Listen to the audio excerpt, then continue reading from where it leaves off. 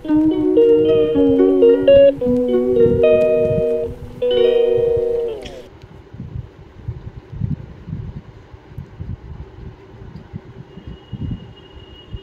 Everyone, welcome back to my blog Gudiya blog. तो कैसे हैं आप सब? उम्मीद करती हूँ सभी अच्छे होंगे और प्रभु की कृपा से मैं भी बहुत अच्छी हूँ। सुबह सुबह का टाइम है, नाश्ता खाना सब चीज़ की तैयारी मैं एक साथ ही कर रही हूँ क्योंकि स्कूल भी जाना है ना। तो 9 बजे का आजकल स्कूल हो गया है। तो यहाँ पे मैं लगा रही हूँ आटा, क्योंकि रोटियाँ भी सेक के रखनी है मम्मी और पापा जी के लिए, और नाश्ता भी साथ में बन रहा है। इधर मैंने बना ली है भिंडी की सब्ज़ी। तो आजकल दिवाली की सफाई भी ज़ोरों पर चल रही है और आज श्राद्ध पक्ष का आखिरी से पहला दिन है, क्योंकि कल है पितृअमावस्या। तो उसकी भी कुछ तैयारियां करनी है घर में। तो यहाँ पे मैं सब खाना और नाश्ता सब कुछ एक साथ ही बना रही हूँ। नाश्ते में मैंने बनाया था आज चने की दाल, मैंने रात भिगोई थी तो बस उसी के चीले बनाए थे। तो यहाँ पे आटा वगैरह सब लगा लिया है। भिंडी की सब्ज़ी बनाई है और तोरई की सब्ज़ी बनाई है। नाश्ते के साथ के लिए बना ली है चाय, चीला के साथ चाय। और यहाँ पर मैं पराठा भी सेक रही हूँ, रोटियाँ भी सेक रही हूँ भिंडी के साथ के लिए, क्योंकि बेटी को खाना था पराठा और मैं भी लेके जाऊँगी लंच में पराठा ही। भिंडी के साथ पराठे ही मुझे अच्छे लगते हैं। तो सबसे पहले मैंने बना ली है गाय की रोटी, इस पर मैंने लगा दिया है घी।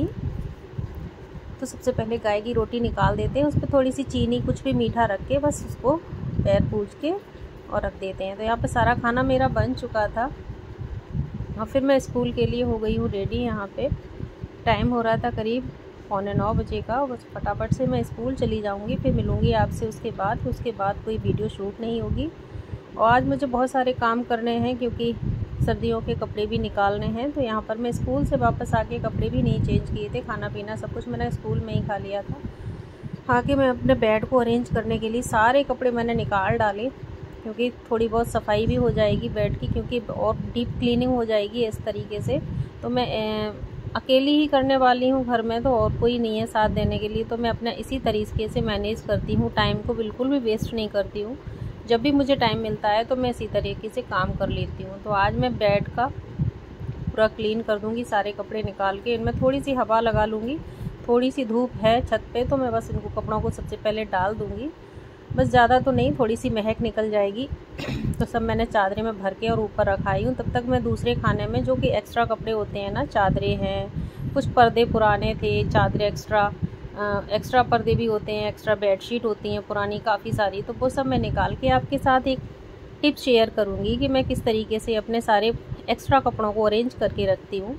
कि मेरे पास पुराने पिलो कवर जो यूज़ नहीं होते हैं, बहुत बेकार से हो जाते हैं, तो मैं उनको फेंकती नहीं हूँ। तो उनमें मैं उनको एक एज ए ऑर्गेनाइज़र के रूप में यूज़ कर लेती हूँ। जिस तरीके से देखिए, मैं सारे एक पिलो कवर में सारे पुराने पर्दे हैं वो रखे दे रही हूँ। इससे हमारे जहाँ कहीं भी रखते हैं बेड में या किसी भी अलमारी में, तो उसमें स्पेस भी बहुत बचता है। कम स्पेस में काफ़ी सारी चीज़ें आ जाती हैं।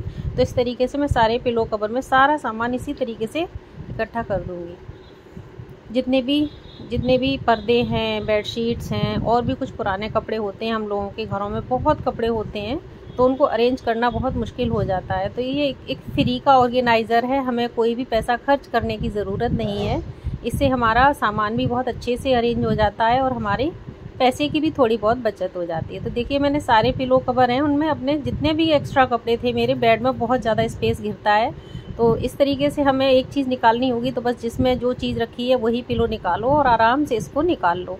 तो इस तरीके से मैं अरेंज करूँगी और इस सारे बेड को अच्छे से क्लीन कर लूँगी। बहुत ज़्यादा धूल मिट्टी तो नहीं होती है, थोड़ी बहुत होती है, लेकिन सफाई हो जाती है, क्योंकि दिवाली पे वैसे भी बहुत अच्छे से सफाई की जाती है। तो इस तरीके से हमारी चीज़ें भी अरेंज हो जाती हैं और हमें ये भी पता हो जाता है कि हमारी कौन सी चीज़ कहाँ रखी है।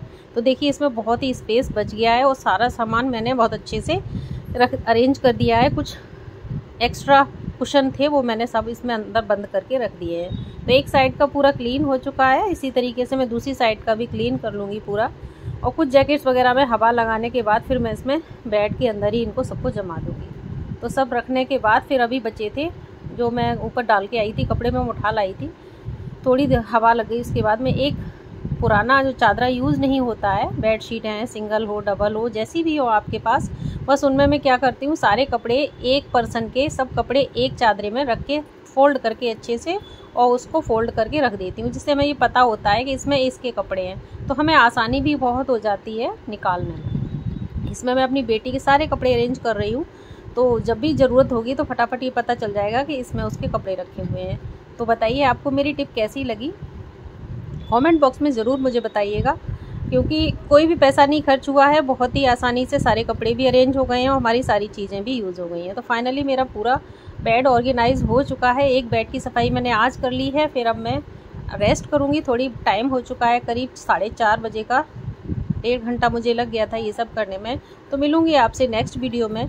तो आपको जो भी मेरी वीडियो अच्छी लगी हो तो प्लीज़ कमेंट बॉक्स में ज़रूर बताइएगा, और मेरे चैनल पे पहली बार है तो सब्सक्राइब ज़रूर कर लीजिएगा और लाइक भी कीजिएगा। तो मिलती हूँ आपसे इसी तरह से नई कोई भी टिप्स के साथ, तब तक के लिए bye bye. Thank you for watching.